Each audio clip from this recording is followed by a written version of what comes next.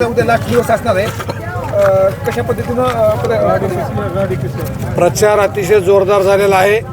या भागातला सर्व परळी मतदारसंघामध्ये सर्वसामान्य माणसं मतदान करण्यासाठी प्रचंड इच्छुक आहेत। अतिशय जोरदार पद्धतीने प्रत्येक माणसाला असं वाटतं की मी मतदान केंद्रावर मला जाऊन तिथं मतदान देता यावं, याची लोकांची तीव्र इच्छा आहे। पण आज आम्ही काही बऱ्याच गावात मांडव्यात गेलो, काल खोडवा सावरगाव गेलो, आज ते वैजापूरला गेलो, तांड्यावर गेलो।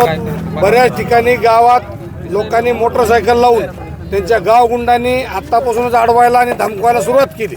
गावामध्ये आता एकदम जबरदस्त असं धमकीचं सगळं वातावरण आहे। आता ही जागा ही जर सर्वसामान्य माणसाला मतदानापर्यंत जाऊन जर मतदान करू दिलं तर 100% आज माझा प्रचंड मतानं विजय होणार आहे। तुम्हाला विश्वास आहे का तसं होईल म्हणून? 100% मला तर एवढा चांगला विश्वास, मला 50,000 मतांचा जागा लागेल एवढा मोठा विश्वास आहे। पण आजची परिस्थिती अशी झाली आहे की आज लगेच गावगुंड सगळे जागे झालेत। या ठिकाणी गावात यायला आता मी आज सकाळी मांडव्याला गेलो, तुम्ही मग कॅसेट बघितली, लगेच मोटरसायकल लावतात, बस समोर 4 परून मग पेलेले पोरं येतील, गावगुंड येलेत, मोटरसायकल लावायत। गावात आमच्या यायचं नाही। काल खोडवा सावरगावला गेलं, काल त्यांनी गोंधळ घातला, रोज त्यांचा आता त्यांचा गोंधळाचा कार्यक्रम सुरू झाला। आणि आम्ही काल कलेक्टर साहेबाला सांगितलं की इथं आम्हाला ह्याचे CRFचे जवान द्या, बंदूकधारी म्हणजे आम्हाला CRFचे जवान पाहिजेत। तर त्यांनी आता ते ऑब्झर्वरने दिलं तर कलेक्टर साहेबांनी सांगितलं की लोकलचेच पोलीस घ्या, तेवढा आमच्या बंदोबस्त। लोकलचे पोलिस 30 पोलिस सामील होते बटन दाबण्यासाठी। महाराष्ट्रामध्ये कुठेही एवढी दहशत नाही, महाराष्ट्रामध्ये कुठेही एवढं बोगस मताचा परिणाम म्हणजे ही नाही। गेल्या वर्षी लोकसभेला परळी मतदारसंघामध्ये 80,000 मतं बोगस केली साहेब, आणि मग बोगसच मतं करायचे, कुण्या गावात माणसाला येऊ द्यायचं नाही, एकदम दहशतीचं वातावरण। सर्वसामान्य माणसानं जगायचं का नाही? आज आम्हाला बऱ्याच लोकांनी सांगितलं आम्हाला बघावं, आता आम्हाला मतापर्यंत फक्त न्या, मतापर्यंत लोक किऊल काकून गेलेत। प्रत्येक माणूस नम्र विनंती करायला आम्हाला फक्त मतदान बूथपर्यंत घेऊन जा, आम्ही 100% मतदान देणार आहे। पण आज ती परिस्थिती या ठिकाणी होत नाही। आज जे ऑब्झर्वर आलेत त्या ऑब्झर्वरला दुसरेच माणसं इकडे तिकडे घेऊन चाललेत। का जी निर्णय घ्यायचे ते घ्या ना, निर्णय कोणचा पाहिजे आम्हाला?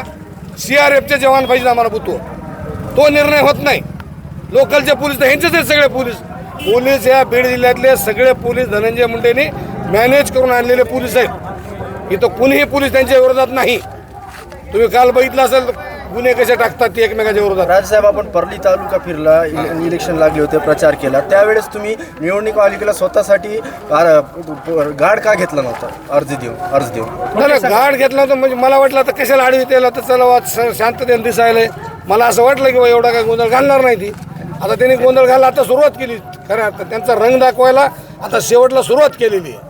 आणि आपण परळी तालुका पूर्ण आपलं फिरणं झालंय म्हणजे लोकांपर्यंत मी परळी तालुक्यामध्ये बऱ्याच गावाला गेलो। आज मला किमान त्यांचे जे समाजाचे गाव आहेत त्याच्यामध्ये मला जाणीवपूर्वक 5-7 गावामध्ये त्या ठिकाणी अडविण्यात आलं, गोंधळ घालण्याचा त्यांनी प्रयत्न केला, त्या ठिकाणी अराजकता करायचा पूर्ण प्रयत्न केला आहे। कोणते गाव आहेत अशी? नेमकं कुठले गाव आहेत? आता मांडवा आहे, मांडव्यामध्ये आज येऊ दिलं नाही।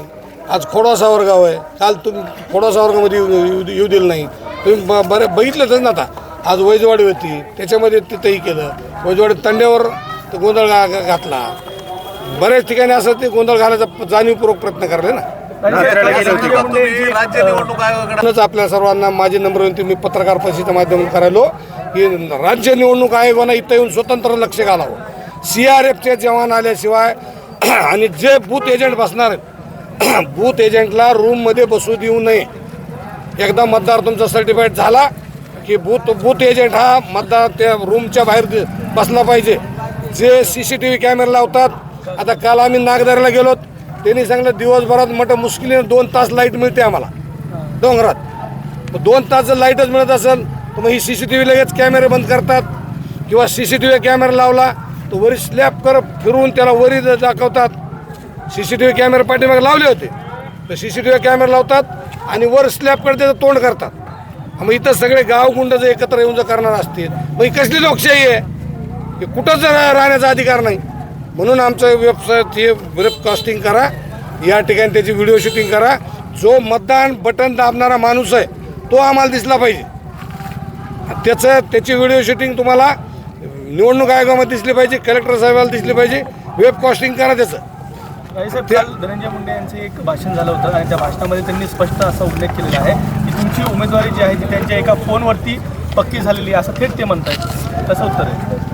माने साहेब, मी राजेसाहेब देशमुख आहे, मी एका शिक्षकाचा मुलगा आहे. माझ्या आयुष्यात मी कोणालाच मॅनेज झालो नाही आतापर्यंत. धनंजय मुंडे हे वैद्यनाथाच्या, प्रभू वैद्यनाथच्या पवित्र भूमीमध्ये आहेत ना, त्यांना सांगायचं प्रभू वैद्यनाथच्या पिंडीवर ये आणि जरा बेलाचं पान उचल असेल तुझा मॅनेज तर कॅन्डिडेट.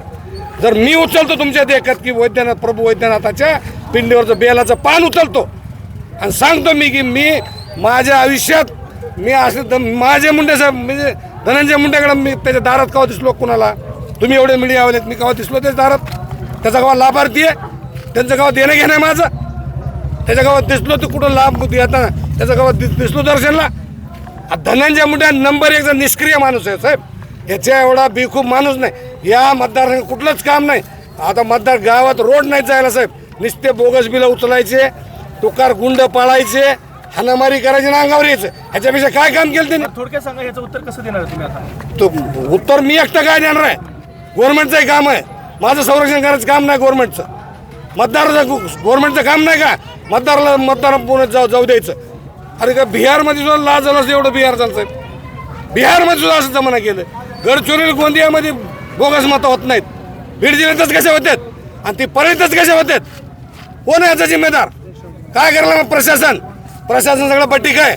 कलेक्टर साहेबाला काल बोललो, त्यांच्या बोलण्यात कुठलाच दम नव्हता.